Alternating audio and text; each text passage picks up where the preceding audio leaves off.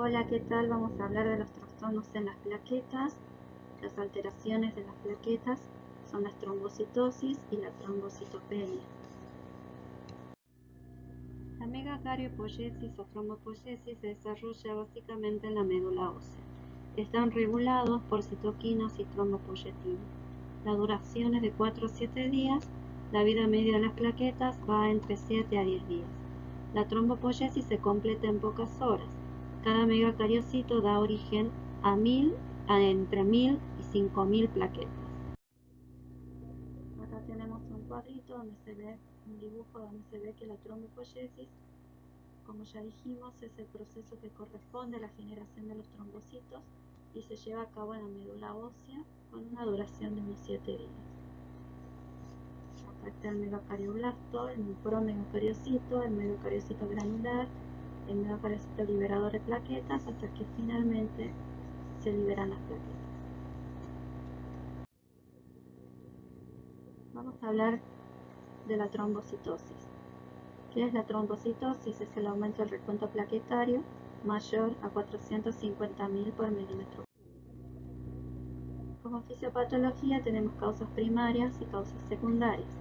Entre las causas primarias tenemos algún trastorno mieloproliferativo de células madre que producen defectos en el receptor de la trombopoietina, lo que causa un aumento de la trombopoietina libre. En la secundaria, la patología se debe a un aumento de la trombopoietina, generalmente por daño tisular secundario, como ser una cirugía, una infección o un cáncer, o a procesos inflamatorios crónicos, como la artritis reumatoide juvenil, la enfermedad de Crohn, como para nombrar algunas, y la clínica básicamente es la de la enfermedad de base. En cambio, las trombocitosis se clasifican en primarias y secundarias.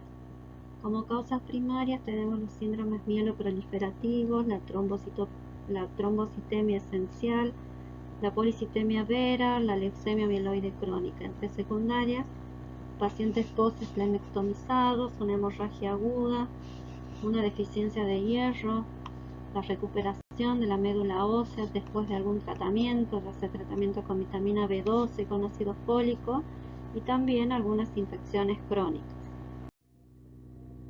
Como clínica, acá se ven las diferencias, ¿sí?, entre la primaria o clonal y la secundaria. La trombocitosis clonal o primaria no tiene síntomas de enfermedad sistémica. Es muy frecuente que dé isquemia cerebral, vascular o digital, y el riesgo de trombosis venosa o arterial está muy aumentado. Las complicaciones de sangrados también están aumentadas. Y la esplenomegalia es muy frecuente, la función plaquetaria generalmente es anormal y los megacariocitos en médula ósea están aumentados. En cambio, en la trombocitosis secundaria generalmente existe síntomas o signos de una enfermedad sistémica de base. ¿Sí? No tiene riesgo de trombosis venosas o arteriales, ¿sí? No hay isquemia cerebral, vascular o digital. Las complicaciones de sangrado también son de bajo riesgo. No tiene esplenomegalia la mayoría de los casos. La función plaquetaria es normal y los megacariocitos en médula ósea están aumentados. Las complicaciones de la trombocitosis pueden ser complicaciones trombóticas, puede ser también hemorrágicas. Cuando existen plaquetas mayor a 1,5 millones por milímetro cúbico, existe un elevado riesgo de sangrado, de isquemia microvascular de los dedos y puede asociarse a eritromelalgia. Las complicaciones neurológicas también son secundarias a isquemia cerebrovascular, a una trombosis arterial o a una trombosis de la vena porta y por una enfermedad tromboembólica venosa. El tratamiento, la trombosis secundaria, generalmente el tratamiento es de la enfermedad de base. En la trombocitosis primaria se puede hacer tratamiento con citorreductores como hidroxiurea que disminuyen la incidencia de trombosis. La aspirina también es efectiva en pacientes con trombocitosis esencial, pero se debe usar con precaución en la trombocitosis primaria debido a que se asocia a un alto riesgo de hemorragia. plasmaféresis también se reserva para aquellos pacientes en los que se requiere una reducción plaquetaria rápida y en los que presentan complicaciones cerebrovasculares. Acá tenemos más que nada un cuadro de un algoritmo, más que nada en casos de trombocitosis. Entonces, trombocitosis mayor a 450.000 células por milímetro cúbico, hay que determinar si puede ser secundaria o reactiva a otra enfermedad desencadenante, o bien puede ser primaria o clonal. Si es reactiva o secundaria, se hace, como ya dijimos, tratamiento de la enfermedad de base.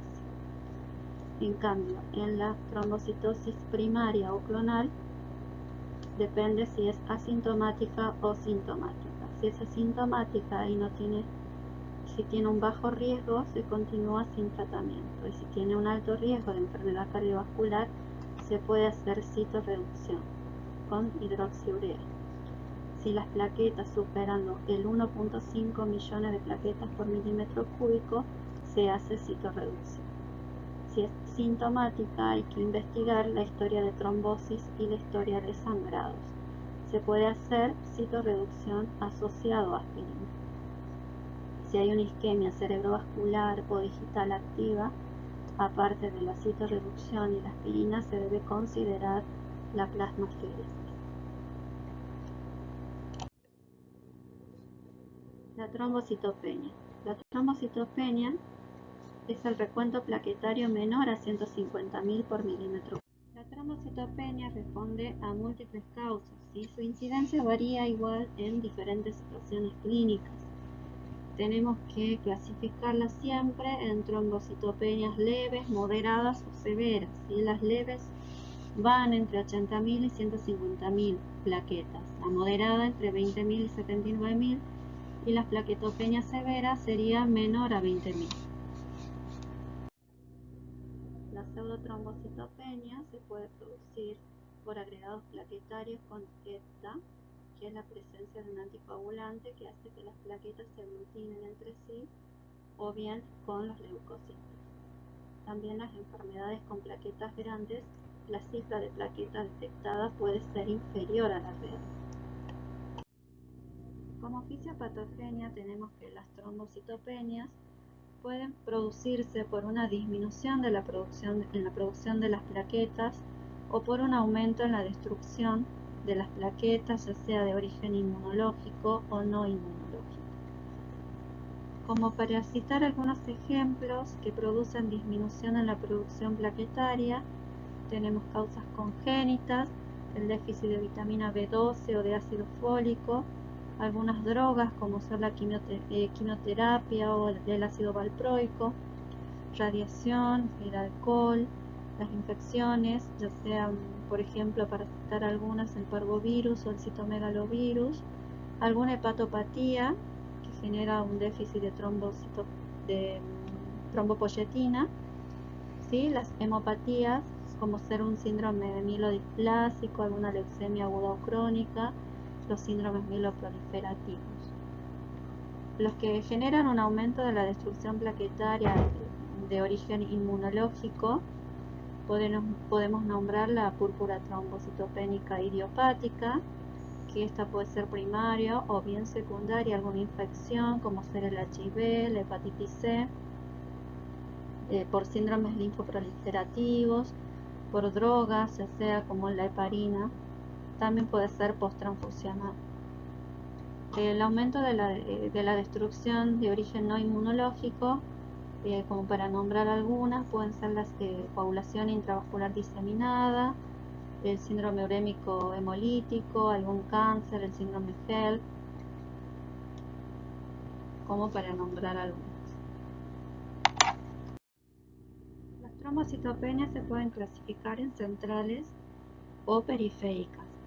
Entre las causas centrales, que acá hay varias, ¿sí? Básicamente son las que afectan de forma primaria o bien secundaria a la médula ósea, ¿bien?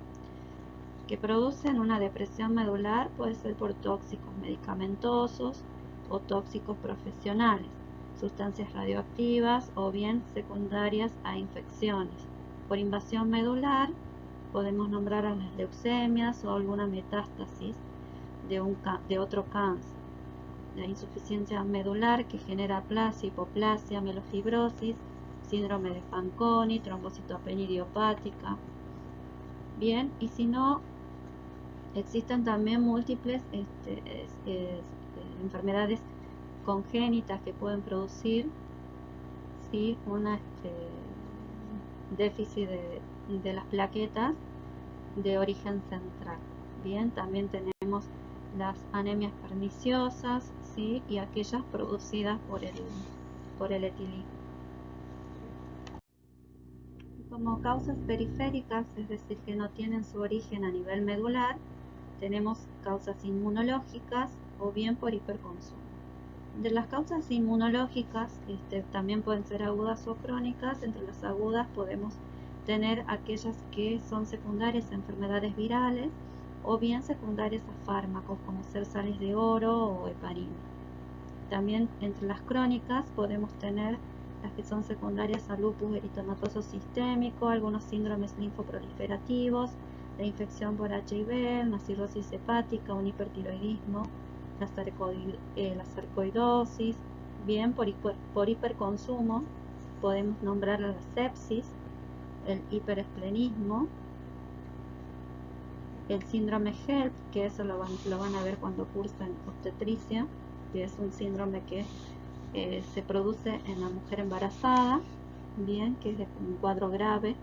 También tenemos la coagulación intravascular diseminada, alguna hemorragia aguda intensa, bien, o bien el uso de tratamiento con hemodiálisis.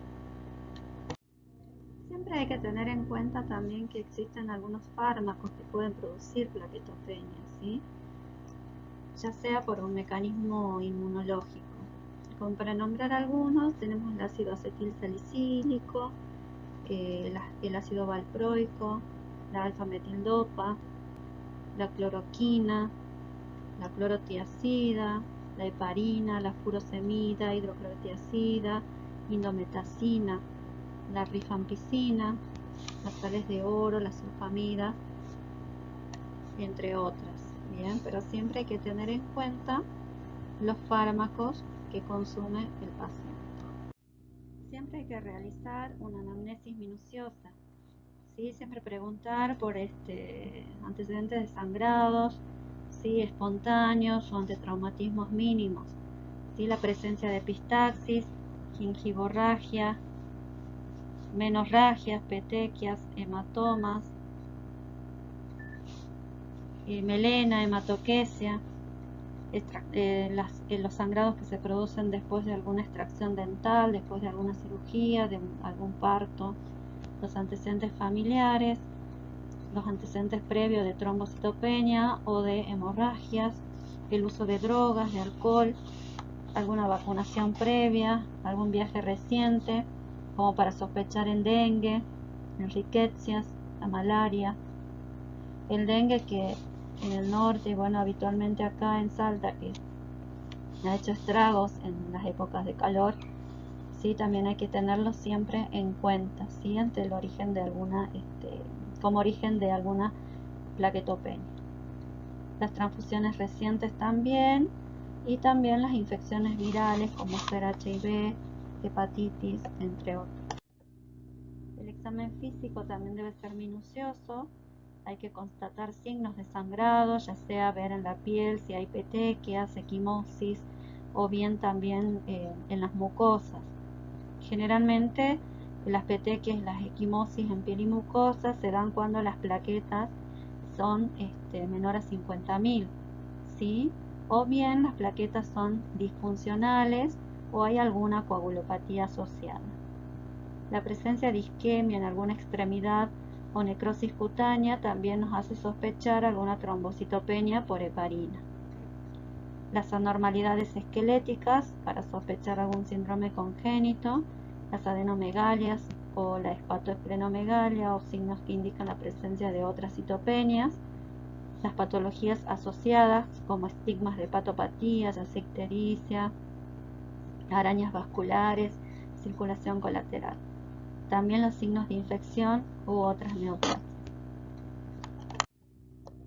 Entre los estudios complementarios, siempre pedir un laboratorio basal, ¿sí? que tenga el hemograma, los índices hematimétricos, todo lo que es función renal, función hepática. Un frotis de sangre periférica también nos puede servir, y otras también orientadas a la sospecha clínica, ya sea una serología para HIV, para hepatitis C, algún colagenograma, perfil tiroideo, un coagulograma, ¿sí? Proteinograma electroforético, también una ecografía abdominal como para ver si hay alguna esplenomegalia, ¿sí? Y la punción biopsia de médula ósea es cuando ya no encontramos ninguna causa, ¿sí? que haga sospechar el origen de la plaquetopenia, ¿sí? Siempre hay que saber las indicaciones para saber en qué casos hay que transfundir a los pacientes, ¿sí? Por ejemplo, en pacientes que tengan una disfunción plaquetaria asociada a alguna hemorragia, la transfusión no es efectiva con la destrucción incrementada de plaquetas, porque puede aumentar la lisis plaquetaria y agravar el cuadro. ¿Sí? En casos de que las plaquetas sean menores a 50.000 y hay que realizar alguna intervención quirúrgica o bien algún procedimiento invasivo, también hay que transfundir previo o durante la intervención. ¿Sí? Si las plaquetas son menores a 20.000 y hay alguna hemorragia activa, también hay que transfundir. La dosis es 1 unidad por cada 10 kilos de peso del paciente. Entonces tenemos como conclusión algunos manejos de las citopenias. Bueno, en casos de citopenias, entonces siempre hay que valorar el hemograma en toda su totalidad, siempre ver los valores absolutos, ¿sí? Determinar si existe una citopenia única o bien está asociada con afectación de otra serie celular, ¿sí? Determinar si es persistente o transitoria, es decir, siempre hay que repetir el hemograma a las 2 semanas, bien del primero, ¿sí? O bien si tenemos la oportunidad de que el paciente tenga algún laboratorio previo, comparar, ¿sí? Pero seguir valorando, digamos, si esa citopenia persiste. Bien, siempre ver la severidad, ¿sí? Con sus criterios de transfusión. Eso es muy importante. También ver si hay síntomas sistémicos asociados y determinar siempre si el origen puede ser central o bien periférico, ¿sí? Todo como para saber el mejor tratamiento para el paciente. Muchas gracias por su atención.